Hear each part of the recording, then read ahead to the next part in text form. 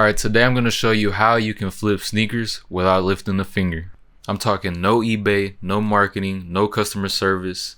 You don't even got to list the shoe yourself. This tutorial is going to be straight to the point. I don't want to drag this on for too long. Alright, quick disclaimer though. I'm still building my results. I don't have any results from the method that I'm going to show y'all today. But I'm going to give y'all everything that I know so far in hopes that you can get some results yourself and become profitable in the long run. I'm pretty sure this method worked, but take this as educational info, not guaranteed profits. Alright, let's get into it. Alright, so first off, how are we going to even do this? The main platform we're going to be selling on is Stadium Goods. Stadium Goods is a consignment store. You send them in your shoes, they sell them for you, they take their cut, and then they pay you out what's ever left. There are no listing fees and no storage fees until after 90 days that your shoe has been in their warehouse. They handle customer service, shipping to the consumer, promo, marketing, all of that. You just get paid when the shoe sells. With this method, you don't have to worry about inventory, you don't have to worry about selling them, and you don't have to worry about marketing. You just ship them your shoes, you wait, the sale is made, your profits are made. In a way, this could be somewhat of a passive income. Not entirely though, because you still have to ship shoes, you still have to box up stuff, you still have to check every now and then on your Stadium Goods seller portal. So the pros with Stadium Goods consignment is that they're trusted, they have higher prices, and it's hands off. The cons of this method: it takes time, there are fees, and it's not instant. Now we're going to get into making our Stadium Goods consignment account. Alright, so firstly we're going to search up Stadium Goods Supply on Google, and we're going to click on this link, and then we're going to click create account. Here, obviously, you already know what to do. I'm not going to make an account because I'm already registered with them. And this should be the first screen that you see. If it doesn't pop up, just hover over sell, list items, and then you should get to this part. Obviously, you're probably not going to have all these added items, values. These are shoes that I have currently that I'm going to probably ship out soon. But yeah, now the first step is done. Before we get started doing market research, we need a specific tool. So this tool is available on the Chrome web store. So I would suggest you use Chrome. I use Brave, which is basically Chrome. I don't know if Firefox has a web store, but here, I'm gonna show y'all. Search up Stadium Supply Helper. Look, it's already coming up. This is it. And then mine says remove from Brave. You're gonna install this, and then you're about to see how much this could help us in the long run. So after you get the tool installed to your browser, you can access it clicking extensions, Stadium Supply Helper, and here you go. It's gonna have this margin knob and streamer mode. Streamer mode, I'm gonna activate it because I believe it blocks out or blurs out my address, and I don't need y'all to know my address. So this margin knob is gonna be the most important part of this tool. So when we're buying and researching for sneakers, we want to buy them at a price that we think we could profit from. And so what this margin knob does, it allows us to calculate how much profit we want to make. Now, I'm going to be honest with y'all, I low-key don't know exactly how this type of numbers work. I kind of understand in percentages, like return on investment, ROI percentages. From my experience so far and what I've been told, you want to be buying sneakers where your profit is 50% of what you bought the shoe for. For example, you buy the sneaker for $100, you get back $150. $50 is what you made in profit, and that's 50% ROI. So for this tool, I've found that, god damn, I can't get it. I found that 33% is 50% ROI, and 23% is 30% ROI, which is the minimum I'll buy a sneaker for, because markets change, your profits can shrink by the time they get to Stadium Goods, and that's not good. You want to shoot for 50% so that you can have some room to lower the price just in case the market drops or whatever, or to cover any fees or business expenses. For me personally, I like to set it at 0.34 because it gives me that little inch of room that I might need for some reason. You don't have to, I just like it. Alright, now you're probably asking yourself, where the hell am I going to be able to source all these at a good price where I can profit from? And not going to lie, that's a very great question. Bro, this is so out of my realm. Alright, so for the shoes, we're going to be sourcing them on StockX, GOAT, and Sneaker Dunk. On these three websites, our goal is to find a shoe that's undervalued, purchase it, and then sell it on Stadium Goods for more. Now, the great thing about StockX and GOAT is that you can place bids. So essentially, you don't have to find the deals. You can just place bids and the deals will come to you. So if you haven't made your accounts yet on those platforms, I'm not going to show y'all how to make an account. It's self-explanatory. But if you haven't made any, I really suggest you do. Alright, now that we're all set up, now we can get to market research. So on Stadium Goods, we're going to be using a few filters, and one of the filters is price. We're going to be using a minimum of $200. If you sell at a minimum of $200 and you sell $10,000 worth of shoes in that quarter, you can go down to 18.5%, which is 1.5 less percent than 20%. And also at selling $200, you're more likely to find deals. We're gonna set the minimum to 200, and then we're gonna sort it by best sellers. So all of these up front, every week or so, I believe every single day also, but I mostly notice the changes week to week. All of these are 100% selling well in their store, so you can go through these and find some deals. But first, I'm gonna find a much more simpler shoe that's probably not gonna have too many sizes that are selling. Let's look for, alright, here we go. I found one. This shoe is not too hype, but it's gonna have some key points so I could teach y'all a little bit. So when searching for certain sizes that sell, you're gonna want to click on all the empty ones is usually what I click, and then all the ones that are over 200. So you see these are under 200. I'm not clicking on those.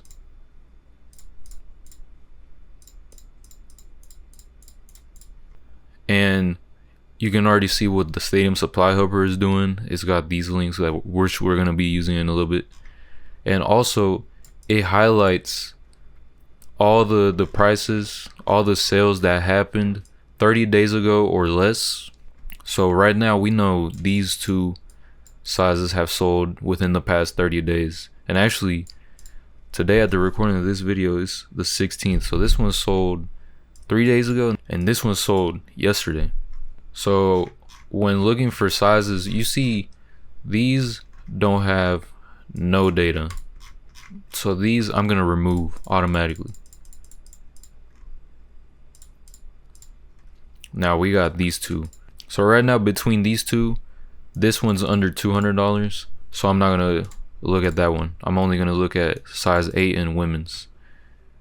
This one has a nice lowest listed, nice average sale, and a last sold that's basically the average sale price. So when a shoe has an average sale price, you know that it's selling enough to where they can get that data. If we look at size 6 in women's, it doesn't have an average sale, but it does have a sale in the past 30 days, and it also has the lowest listed. So this shoe I wouldn't actually look at because it hasn't shown me enough that it can sell well, besides it being under $200 though. So right now let's try another shoe, these polka dots right here. So let's do the same thing.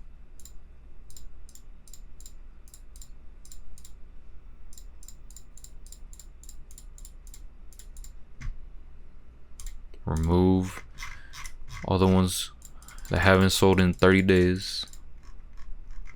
Okay, and now let's remove all the ones that don't have an average sale above $200, 200 or above. Boom. Here I would only look at size 5.5. It sold within the last 5 days at $350, and it has an average sale of $250, and it doesn't have a lowest listed. This actually looks like a really good shoe to buy. Let's look at another shoe, Air Max 95, same thing.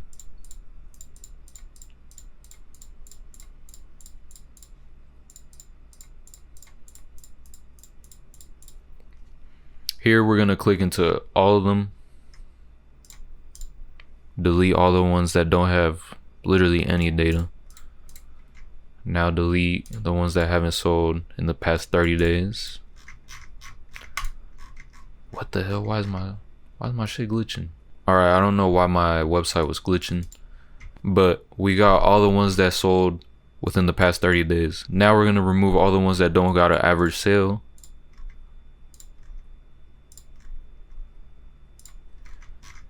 And then the next filter we would do is if any was sold under 200, but here they're all over 200. So now we can look at these sizes. And here on Stadium Supply, this is basically what you're going to want to be looking for. All the sizes that actually sell within the shoe. Now, an important part that we still haven't covered is knowing at what price to buy it at. And thankfully so, we have a buy price and an estimated payout. So since we already set our margin knob on our Stadium Supply helper, here on the right side, we have a buy price that is already calculated through the Stadium Supply helper that we already set up. So since we set it at 0.34, which is 51% ROI, we need to buy it at 121 to make 184, which is 51% ROI if sold at $233. So basically everything's already calculated for you. You just have to go find the deal. Alright, so one last piece of data I like to look at before even considering a shoe is StockX sales within the past 30 days. This allows me to be more confident in the demand of that specific shoe that I'm looking to buy. With all this filtering from Stadium Supply, using the StockX sales helps narrow it down even more so that you can be confident that that specific shoe will sell. Alright, let's actually look at the market price on these other websites of this shoe. So you can just click through all of these, make sure they're all there. And with Poison, I find that most of the shoes, it actually doesn't have them for some reason. I type in the SKU and they don't even pop up. And it's done it so much that I don't even bother checking that one. But it's there if you would like to check it out. So I like to split my screen like this. I like to have the Stadium Supply on the left side and then all the market websites on the right side. Let's look at this shoe and let's go size by size. So first size is a 8. We'll look at an 8. The buy now price is actually way above what we should actually buy it at, but that doesn't mean that we can't place a bid. But before we place a bid, let's actually look at the StockX sales within the past 30 days. So with the StockX sales data of a specific size in a specific shoe, I have 3 criteria. If it's 0 to 4 sales, that's a very slow mover and I'm actually not even gonna look at that shoe. If it's 5 through 9 sales, it's a medium mover to me and I could still consider buying it, and I know that it's more likely to sell maybe within a month and a half or 2. If it's 10 sales or more, then I know it's a pretty quick mover and I can be confident that it's gonna actually move quick. So on this shoe, today is the 16th of April. 30 days ago would be about July 16th. And yeah, that's way more than 10. So this shoe is moving. So you can be confident that this shoe will actually also move at Stadium Goods. So on this shoe, we're just going to place a bid to where we only pay $121 with tax and fees, shipping, all of that. So on this shoe, I'm going to bid $91. And here I'm going to put my bid to expire in 14 days because, again, markets change pretty quickly. Profits change pretty quickly. So 14 days gives you that medium ground where it's not too long, not too short. Here we're at about $122, which is only $1 over. And that's why I like to set my margin at 0.34 and not 0.33 exactly, which is 51% and 50% for the numbers I just mentioned. Boom, we're going to place this bid. And now we don't have to look at that shoe within the next 14 days. Now let's look at it in GOAT. I'm looking for a size 8. Damn, this shoe is going crazy. It's at $228 and we need to buy it at $121. The top offer is $112. We're probably not going to beat that because we have to be at $121 spent. So that includes taxes, fees, and shipping. Again, we're going to put it at 14 days and we're going to place it at $97, which makes it 121. Yes. Boom. Now we don't gotta mind that. Now let's check Sneaker Dunk. 307. They don't have a bidding system, so here we're screwed. So now we're done with that size. Let's go to the next size. 8.5. 203. We need to buy it at 134. So that's not really gonna, the buy now price is not really gonna work.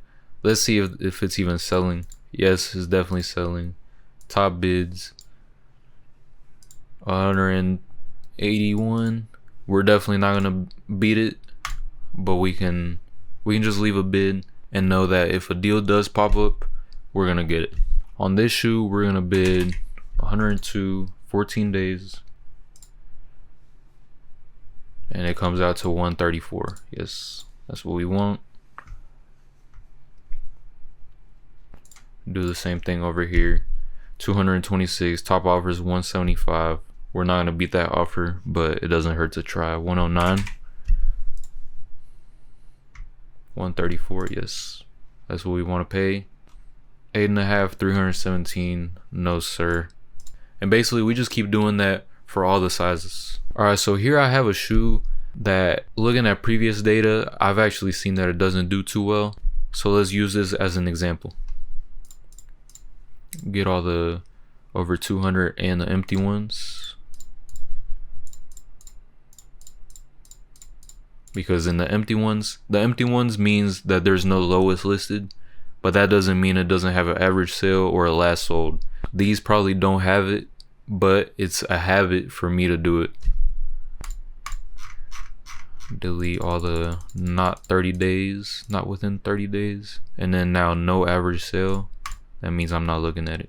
So only the size 9 in the women's is looking good. So now let's load all these up. So a size 9 in women's, it's $189. We need to buy it at $118. But before we bid, let's actually look at the market data on StockX. Alright, so this shoe actually surprised me, I ain't gonna lie. It actually has more than 10 sales within the past 30 days. So actually, I'm gonna bid on this right now. The highest bid is 120. We can't bid that at all. We're gonna bid $88. 14 days. 118. Yes, that's what we wanna buy it at. On Go, 153. Highest offer is 111. I can't beat that because I need to buy it at 118, 117. That's pretty close. There's no sellers on Sneaker Dunk, so that's it. And that would be it. We just leave that shoe alone, come back to it in 14 days, see if it's still doing well. All right, let's look at another shoe real quick. Click through all the sizes that we need. Now filter it down to the last 30, all the highlighted ones.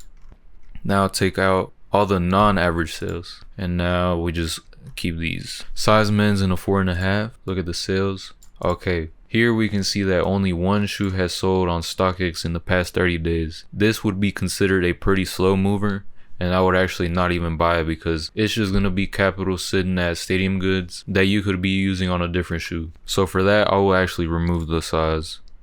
Now let's look at 9.5. Only 5 have sold in the past 30 days. This is a medium mover. It's gonna move decent, but not super fast though. I would actually still consider this because it seems like it moves decently, and it's actually a size 9.5, which is a very common size. And you can see that I actually already bidded on this. $98 is it probably ends up being $133 after sales tax and shipping and all the fees, whatever. Let's see if I already bid on it on GOAT. Yes, I already bid on it. This is probably $133 after all this. You already know. And only one person sells on Sneaker Dunk. No 9.5. 210, 579. Damn. 13 is a pretty rare size. You can see here it has a nice average sale, last sold that's equal to the average sale, and then it has a higher lowest listed, so it's probably a pretty rare shoe to get. Maybe pretty rare shoe to get at a low price. Let's check the sales data. 5 have sold in the past 30 days, and it's really recent, the 31st, like in the past 2 weeks. And this would be another, look, you can see I actually bid on this. This would be considered a medium mover because it's within the 5 and 9 sales in the last 30 days. I actually opened myself a little bit to risk, but I don't mind it. So size 4.5, you can see size 4.5 is moving. It has more than 10 sales within the past not even 3 weeks, 2 weeks. So this is a quick mover for sure. If you can get it at a good price, this could be a good shoe to look at buying. So since the buy now price is way over what we want, we're just gonna place a bid that we're willing to put. We're comfortable paying 91 and leave it for 14 days. 122, that's $1 off. It doesn't matter. Look at GOAT now.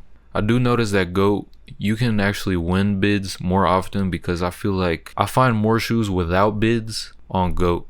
Oh, there you go. I already bid on this. 97, but the top offer is 118. I'm probably not winning that, but you know, to scale this higher, you just need to be able to place bids without even thinking. Just place them. If they work, they work. If they don't, they don't. Look at Sneaker Dunk, 4.5. They don't even have it, so boom, remove that. Let's look at size 5. It's moving. So since I already know it's moving, let's look at bids. Bids 146 is the highest. 156 is our buy. 121. 156. There you go. And we got it. I already have an offer. Here I'm the highest offer, you can see, because if I wasn't the highest offer, it would have, like this one, the top offer under my offer. So you can see here, this is basically what I was talking about. I believe this one didn't have an offer. I'm not sure though. Look at 5 over here, Sneaker Dunk, too much. Skip it. So while doing some market research on certain shoes, you can see that looking at the StockX last 30 days sold data can be pretty useful in spotting maybe some noise going on at Stadium Goods. It's happened to me at times where I buy a shoe that has an average sale price in a nice last sold sale, and then once I get to ship the shoe, the average sale price is gone, which in turn means that shoe is more likely to actually sit at the warehouse instead of actually being sold. Alright, so now that we covered actually acquiring the shoes, finding out the right price, and actually, you know, almost like creating these hoops that the shoe has to jump through to be able to make it, and for it to be qualified for us to be able to actually purchase it, consider it, basically. I will say, with the 50% ROI or the 0.34 margin, you're going to be finding shoes less frequently.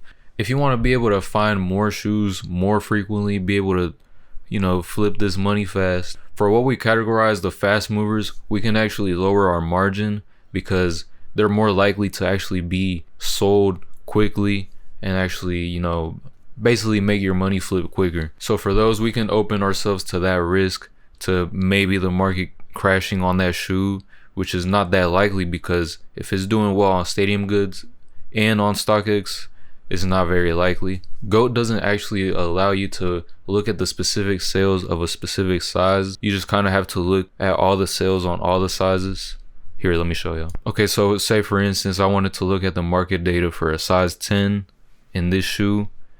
You see, I have to look through all of these, and it's a bunch of random sizes, which is the reason why I don't like looking at GOAT for the last 30 days sales, because I mean, having to pick out all the size 10s from these is going to take too long of time. So that's why, you know, we're doing pretty well with just StockX. Boom, we know that shoe is doing pretty well. Over 10 sales in the past 30 days. That's a good shoe. And then for the medium movers, which are the ones that have 5 through 9 sales within the past 30 days on StockX, we can actually bump that up to 0.34 or a 50% ROI, because, you know, those aren't going to be as fast as the 10 plus sales in the last 30 days. So those, we can actually get those with the 50% ROI. And then the fast movers, we can get those with a 30% or more ROI. It depends on how much risk you want to take. But 30%, you know, it doesn't give you too much leeway down, because 20%, if the market crashes down a little bit to 20% ROI, you know, it's not really too worth it. But, you know, if it's a fast mover, then it might actually be worth it. But for the slow movers, we're not even going to consider those. We don't even have a margin for those, because we don't want slower moving shoes. I'd like to also mention that if the buy now price is actually a good price, and after tax, fees, and shipping, you'll actually end up getting it at the buy price that the Stadium Goods helper tells you to, actually buy it. If everything checks out, you know, all your data, the StockX last 30 days sold, if all of that checks out, it means it's a pretty good deal and you should actually consider it. Today, while looking at shoes, I wasn't actually able to find a good buy now price that the Stadium Goods helper tells me to buy it at. So if you can't find a buy now price, just place a bid on it. You know, it's gonna work while you sleep. The deal will come to you if it wants to come to you, of course, and just leave it at that. All right, so now that you received all the shoes that you bought, all the good deals, all the shoes that you're gonna resell, you want to take them out of the cardboard box. But before you even do anything with them, you want to go to the app store and download the Stadium Goods Supply app, and here you can sign in and it'll be tied to your account that you have on your desktop, and it allows you to scan the shoes and just use the camera basically and just scan them. I might throw some footage of me doing it, and this could be very helpful because you don't have to actually type it in, bring your laptop or whatever. So yeah, you want to unbox all the shoes, take them out of the cardboard boxes, not out of the actual shoe box that they come in. You want to just take them out of the cardboard box. The cardboard boxes, you can actually throw them away, or me myself, I like to actually use them as packaging when I'm boxing up the shoes because they just add an extra layer of, I guess you could say, fluff, so that they're not really just getting tossed around in there. Now, if you're near the city of New York, they have ways of being able to submit your shoes and send them in. I have no idea how that works. I stay in Texas, so I'm forced to ship shoes out. I believe cities like Los Angeles, New York, maybe one other one, they have some drop-off or some sort of services, but you have to sell a lot of shoes to be able to like get that, I believe. I'm not too sure though. But what I do know is if you're not in the state that they are in, or they supply any services in, you're forced to ship them out. After you scan in all your shoes, you're gonna want to create a ticket, and this ticket will include all the shoes that you currently have that you're gonna ship out. I believe it's worth sending 5 to 10 shoes at a time so that your shipping costs can stay as low as possible, so your profit margins can stay as high as possible. And when you ship the shoes, for the shipping label, you can actually purchase it through Stadium Goods. They can provide that for you. You just have to purchase it, of course. And they offer insurance too. Insurance is probably like $10. So I would 100% get that because I believe, I'm not 100% sure, I've been told this. I believe if UPS, because they ship through UPS. I don't know why it's always UPS. That's just how they are. But I believe UPS, if they lose your package and you have insurance on it, whatever profits you were gonna make off that shoe, whatever revenue, they pay that all out straight to you, and you don't even have to sell the shoes. And because you paid $10 insurance, you get that benefit. So I would say it's 100% like a no-brainer to get insurance on your shoes. You're sending in like $1,000 to $2,000 worth of shoes. Yeah, no, I'm not taking that risk. From experience, I've seen that shipping 5 shoes at a time comes out to about $7.50 per shoe. And if I ship 10 shoes at a time, it comes out to $5.50 per shoe, and both these prices are with the shoes being insured, the package being insured 100%. Insure your shoes, bro. Don't even take that risk. So for shipping, I've seen that there's 2 types of boxes that are worth getting. I might throw them up on the screen because I don't know them by memory. I believe for 10 shoes, it's a 21 by 20 by 24 inches box, and comes out to about like $3.70 something cents here in Texas at least, which is about $4 with tax, something around there. And then for the 5 shoe box, I'll throw it up as well. It's maybe like a 18. I don't remember that one. I'll put it up on the screen. It's maybe like around $2.70. Comes out at like $3. And I found that these fit my shoes very well. And also a key tip, all the packaging that StockX Go Sneaker Dunk provide for you, whether that's paper, foam, air bubbles, are they even air bubbles? I don't even know. All of that, you can reuse that when you package the shoes to Stadium Goods, so you don't got just a bunch of shit laying around when you receive your shoes from the marketplaces. After you scan your shoes, you make your ticket, you buy the shipping label. The shipping label is emailed to you, and you want to box up the shoes in like a H pattern, I guess they say. It's where you tape the center where like the 2 flaps kind of close. You tape that part, and then you tape the openings on the side, if that makes sense. I might throw some more footage of me doing it. And you want to do this on both the top and the bottom. Also, for extra security, the shipping label that comes in your email also has a ticket that you can cut out and throw it in there, just in case, you know, for some odd reason the shipping label comes off of your package or whatever. They can open it up, know it whose it is, knows whose shoes they are, and yeah, if you just want extra security, you can do that. So once you tape your box up, Stadium Goods asks that you use a Sharpie and write your consigner ID on the top of the box and the bottom of the box, and as well write your ticket number under your consigner ID on both the top and the bottom of the box. So your ticket number is this one, so you can see it here as well.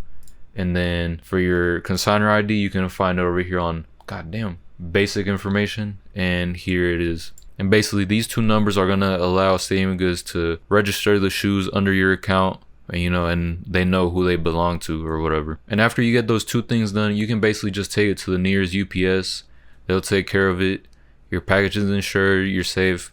Just check up on it. It might take like about 3 to 4 days for it to hit Stadium Goods. They'll send you an email that they received the shoes, and by then you're ready to sell. Okay, so once your shoes hit Stadium Goods, by then you can just really sit back and just wait for the sale to hit. But there's a few key points that I want to mention. Stadium Goods pays their payouts through Hyperwallet, which is like an extension of PayPal.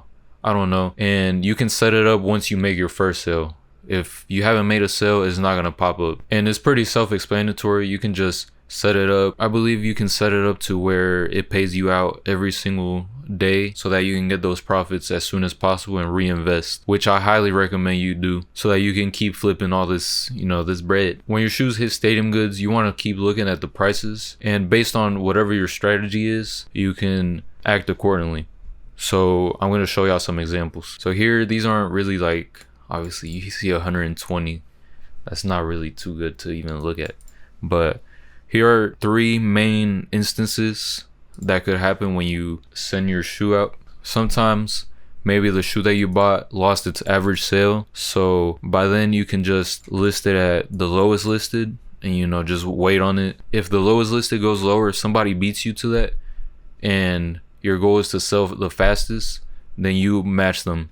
Don't be undercutting, because I mean, nobody likes undercutters. If you undercut somebody, that means you go first in line and your shoe is gonna sell first.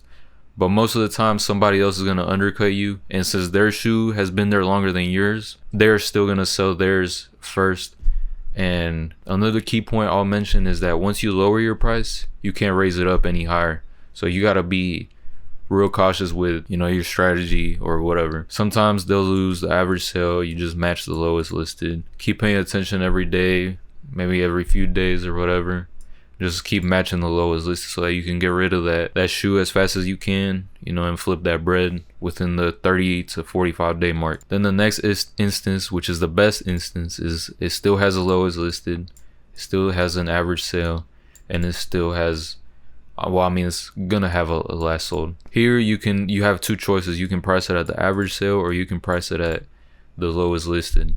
If you want the maximum profit, then whichever one of the 2 is the highest, you price it at that, and you keep looking at that. Maybe sometimes it might drop for some reason. Maybe somebody's sold for less and then drop that average sale, and then now yours is too high, so you come down and match the lowest listed.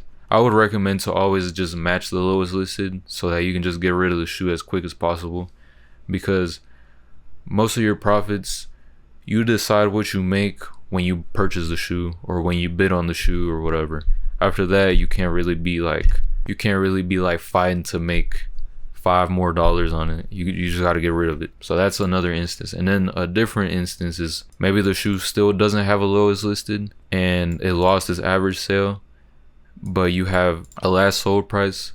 So here you just got to go with that last sold price. Whatever is last sold, you just price it at that. And by then you just gotta hope that it's gonna sell. Keep looking at it. It's gonna sell. It just needs to marinate a little bit in their system. It just needs some age, because maybe they have 8 pairs of that shoe and yours is like the last one in there, so they gotta sell all of those before yours. So you just gotta be patient with this. Again, this is a slow game, long term, a little bit more of a long term game. This ain't no quick bread. It's easy bread, passive bread. Alright, so I believe we covered pretty much everything that's important, everything that you got to do in this business. The next step is just scaling it, which I may cover in a different video. I still haven't gotten to that point, so I don't know if I'll cover that yet, but I do know how to scale this.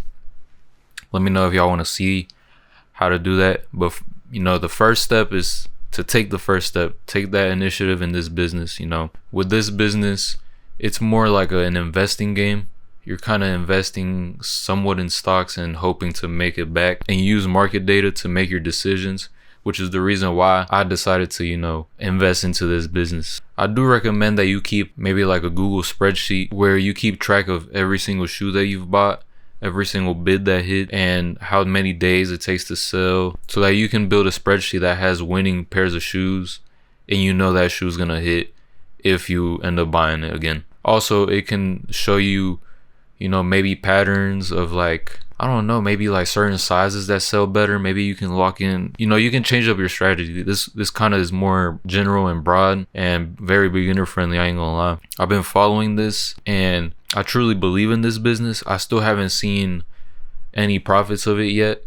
I still got some shoes on the way to stadium goods, but this is pretty much the whole business model. I just kind of just laid it out for y'all. It's very simple. Anybody could really do it. I ain't gonna lie. You just gotta have patience. I ain't gonna lie. Patience is definitely a very strong suit of this business. Another tip I would actually give is use a credit card, but wisely. So when you use a credit card, you're gonna be making a lot of purchases, very big purchases, and you can actually take advantage of the cash back and use that cash back to reinvest into this business, and that's just gonna bring you more profit. I hope y'all found this useful. This is my first time ever trying to do a tutorial on anything. I just wanted to lay this all out for y'all because I don't know, man. This seems like a really good business to get into, and for anyone looking for something to do on the side, this could work for you, and you can scale this pretty high, I ain't gonna lie. So let me know what you think about this video. I will be documenting my journey on this channel. I'll show y'all my wins, I'll show y'all my losses, I'll show y'all pretty much everything. Y'all just gotta let me know what y'all want to see. Alright, it's been nice talking to y'all. Go take that risk because you don't know where it could get you. Alright, I'll see y'all.